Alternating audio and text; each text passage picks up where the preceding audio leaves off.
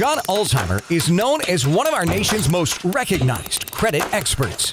Having worked for 28 years in the credit industry, John has become one of the most prolific speakers about credit and the go-to authority on answers to credit-related questions. Credit Countdown with John Ulzheimer. Hey there, this is John Ulzheimer, and today I'm going to talk about pay for delete. What is pay for delete? What does it mean? Is it real? Does it work? So this question comes up quite a bit, more so kind of in the credit repair groups. The term pay for delete is meant to indicate an arrangement between a debtor, meaning someone who owes money, and a debt collector, or aka a collection agency.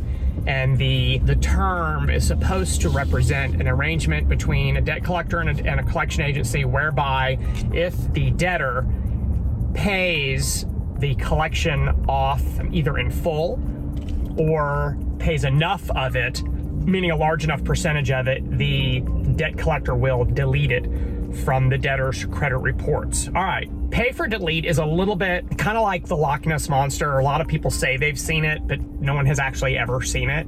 Pay for delete is not exactly that fictitious, but it's pretty close. So in credit reporting, in other words, the credit reporting standards, meaning that the standards that the credit reporting industry gives to debt collectors that they're supposed to follow, there is no such thing as pay for delete. It doesn't exist. In the standards manual, which is called the Credit Reporting Resource Guide, which is about 350 pages long, there is no reference at all to pay for delete. In fact, when it comes to the debt collections on consumers' credit reports, that standards manual makes it very, very clear that collections should not be removed simply because they've been paid, and that the only valid reason to remove a collection would be other things, such as if it was assigned in error, or if now medical collections have to be removed if they're paid by an insurance policy.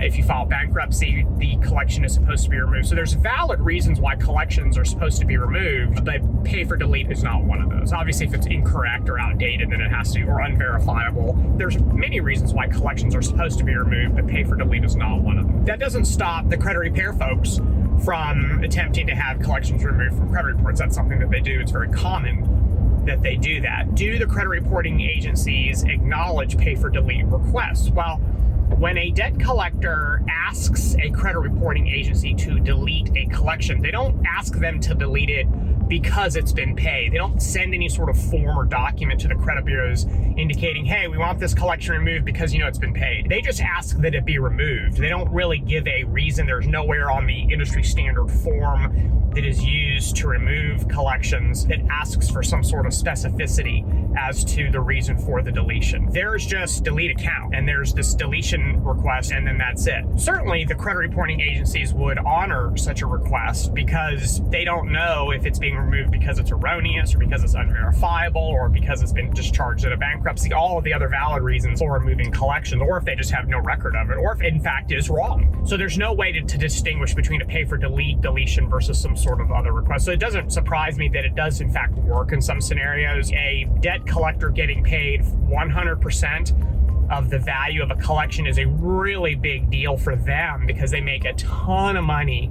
on something like that, especially if the debt has been purchased by a debt buyer and has been assigned debt buyer's kind of collection division.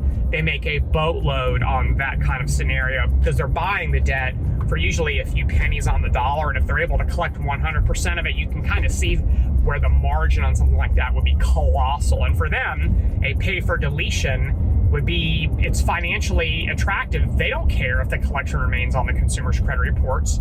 They care about getting paid. So I can see where there are some scenarios where pay for delete does occur, and it does in fact result in a deletion. However, it's important that you acknowledge and understand that it's not a standard process in the industry.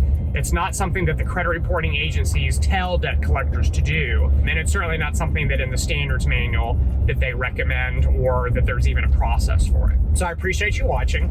Drop any comments in the comment section below, and have a great rest of your day. We'll talk again soon. For more videos and credit tips from John Ulzheimer, go to www.tradelinesupply.com.